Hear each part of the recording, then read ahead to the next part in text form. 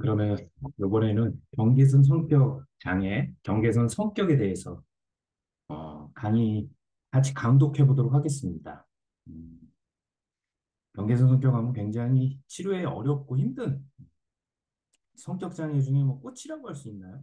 좀 꽃이라고 표현하면 좀 그렇긴 하지만 가장 어, 어, 다루기 힘든 성격 장애의 하나로 알려져 있죠.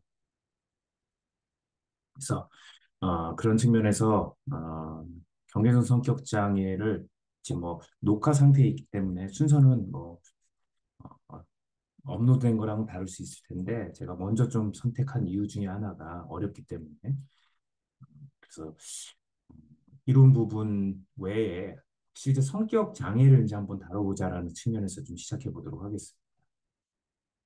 이제 챕터 14로 거의 끝부분에 있죠. 다른 기본적인 성격 장애 보고 이렇게 되어 있는 형태고요. 보더라인 하면 경계선으로도 이제 얘기하고, 그렇죠? 혹은 경계성으로도 봐요. 요 의미는 이제 어, 정상이라고 하기에는 이상하고, 이상이라고 하기에는 정상에 가깝고, 뭐 이런. 그래서 각각의 어떤 정신병, 그다음에 신경증, 정상의 경계선을 왔다 갔다 하는 그런 성격 장애다라는 의미로 보더라인이다 이렇게 이제 설명을 하게 됩니다. 그래서 이번 강의에서 단어 목표 한번 쭉 보고 갈게요. DSM 이제 4인데 성격 장애는 사실 4나 5가 크게 진단의 차이는 없죠. 그래서 진단 기준이 뭔지, 그다음에 mercurial personality, mercurial이 수은 뭐 이런 뜻인데, 그건 이제 저도 뒤에서 봐야 될 것 같아요. mercurial personality는 경계선 성격 정상 범위에 속하는 유형이다. 그래서 내용에 보면 이게 경계선 성향을 가지고 있지만 병리적이지 않은 긍정적인 측면까지도 고려될 수 있는 요소들로의 성격 경향이 있는데, 요거에 대해서 이제 보자라는 의미 같고요. 그래서 요거를 이제 이 특징을 좀 응용해 보고 요거보다 좀 더 병리적인 진단 기준이 어떻게 되는지 좀 살펴보자.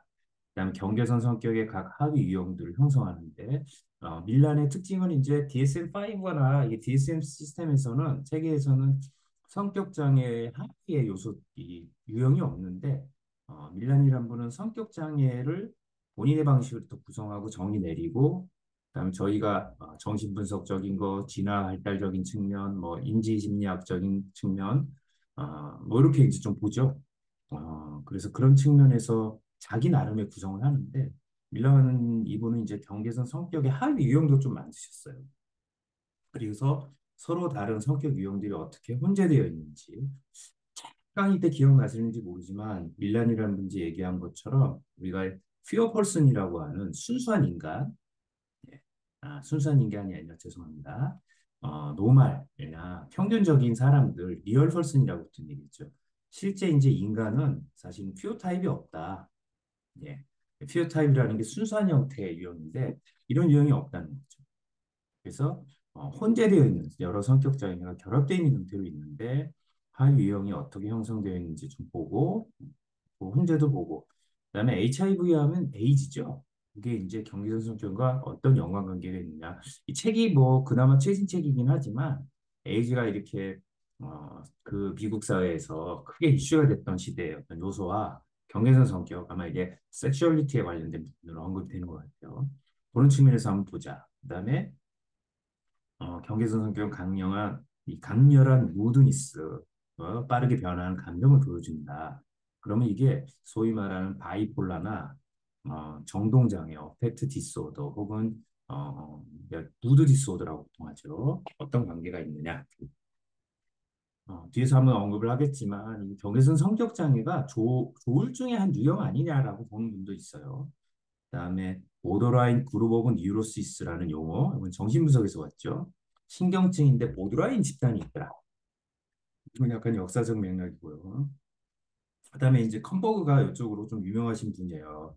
약간 클래식한 고전 정신분석의 계보이 뭐 있는다라고 알려진 분이신데 뭐 꼭 그건 아니지만 어떤 측면에 있어서는 그래서 컨버그의 조직화 수준 개념들 한번 보자. 그 도표가 있습니다. 그거 한번 살펴보고 그다음에 경계선 성격에서 대상항상성 이거 우리 이 피아제에도 나오는 부분이고 이 인지적인 측면에 있어서 발달 단계에 있을 때 오브젝트 컨스턴시가 눈에 보이지 않아도 존재한다는 어떤 이 인지적 틀을 가져야 되는데 이게 이제 어렸을 때 실패한다는 거죠. 그때 야기하는 문제가 무엇이냐 한번 보자. 그다음에 마스터슨과 아들러 둘 다 마스터슨은 유명한 분석가로 알고 있어요. 아들러도 분석가죠. 모두 경계성 병리를 유발하는데 궁극적으로 그 어머니에게 책임이 있다고 믿었던 이유. 이 잘못하면 이제 이게 모든 게 어머니 탓으로 왔는데 사실 뭐 어머니의 가장 큰 죄는 아이를 낳은 거죠. 나쁜 쪽으로 보면. 예. 이렇게 얘기하면 조금 뭐, 싸가지 없는 얘기죠. 근데 어쨌든 어머니가 아이를 낳는 것도 그렇지만 양육하는 거에 관련돼 가지고 궁극적으로 왜 그렇게 됐는지 한번 보고 그다음에 자해 왜 자해하냐 셀프 인주어리 혹은 어, 자기 학대 셀프한 비헤비어라고 해요. 자기를 학기 보통 손목 걷는 거로 있죠. 행동의 역동을 좀 설명해 봐라. 그다음에 경계선 성격의 대인관계적 역동을 기술해 봐라. 그다음 벤자민이라는 이분도 분석 경계선 성격의 발달에서 중요하게 여겼던 요소들은 무엇이냐. 그래서 요 마스터슨 아들러, 그다음에 벤자민, 그다음에 정신 역동적인 맥락들, 그리고 아무래도 성격 장애는 정신 분석이 좀 중심으로 발달돼 있는 측면이 있어서 많이 언급이 되고요. 그다음에 이제 이 성적 학대가 사실은 굉장히 경계선 명리와 밀접한 관계가 있죠. 요 학대가 일종의 트라우마지만 요게 성격 병리로 가는 과정들은 우리가 깊이 좀 이해해 볼 만하다. 그다음에 경계선 성격이 외부의 구조에서 인지적으로 그렇게 많이 의존하는 이유가 무엇인지. 이게 지금 이걸 알고 답을 하라는 게 아니죠. 읽어보면서 이런 걸 질문을 해놓으면 공부하면서 어떻습니까? 나도 모르게 그런 답을 찾게 됐죠. 그래서 학습이 효과적으로 된다. 그다음에 이제 크롤이 만든 PTS 보드라인의 개념. 사실 이제 여기 나오는 요 학대 PTS죠. 일종의 트라우마가 보드라인으로 나타나는 개념. 그다음에 핵심 신념이 뭔지, 이건 인지적인 측면이죠.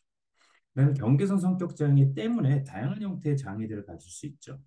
예, 그래서 이들 다른 성격 장애들이 무엇인지 밝히고 성격 장애와 경계선 성격 장애 간의 차이점도 좀 기술해 보.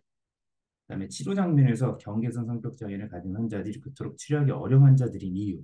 그래서 이것도 중요하죠. 소위 말하는 역전이 문제가 생기는데 이게 뭔지 알아보자. 가능한 뭐 오늘도 다 끝냈으면 좋겠는데 이게 양이 많아서 하는 데까지 좀 가보도록 하겠습니다. 자, 좀 이제 빠르게 좀 읽어가겠습니다. 자, 경계성 성격장애 치료의 목표를 기술하라. 드라마 같은 삶을 산다는 것은 성격의 삶을 사는 것 같다. 요 드라마 떠오르면 뭡니까? 그쵸? 우리 HPD라고 하는 히스토닉도 여기 좀 들어가죠. 훨씬 더 경랑이 심하다. 정서적으로 왔다 갔다 하는 업앤다운 이러한 사람들은 언스테이블, 불안정하고 화가 나 있는 사람으로 알려져 있다. 마침 화나 있는 것처럼 보여 항상. 이러한 혼돈을 붙이는 거, 케오스, 혼돈을 붙이는 거는 강렬한 이 대인관계적 욕구, 그다음에 타인에 대한 견해의 갑작스러운 변화, 혹은 이제 좋아했다, 싫어했다라는 맥락으로 이해할 수 있어요. 한순간에 사랑스럽고 감성 풍부하고 지적인 것으로 표현되다가 다음 순간에는 니글렉트라는 게 이제 거절 반응이죠. 배반으로 비난받을 수 있다. 이건 이제 제가 BPD라고 하겠습니다. 이 B인 사람이 노말인 사람에 대해서 두 가지를 이제 수사한다고 하죠. 아주 짧은 기간이라도 홀로 남겨진다면 경계성 성격을 가진 사람들은 견딜 수 없는 외로움과 공허함. 사실 이게 경계성 성격 장애의 주요한 키워드 중에 하나예요. 정서적으로 외로움을 잘 느끼고 공허함을 느낀다. 자, 이걸 느낀다고 다 경계성은 아닙니다.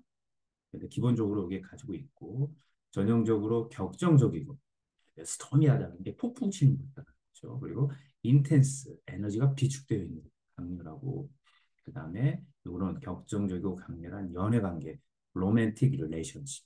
그래서 영화나 드라마에서 아주 그냥 미친 사랑을 하는 듯한 느낌을 주는데 이게 영화나 드라마나 좋은 거지 실제 만나면 그 당사자가 대부분 돌아버리죠.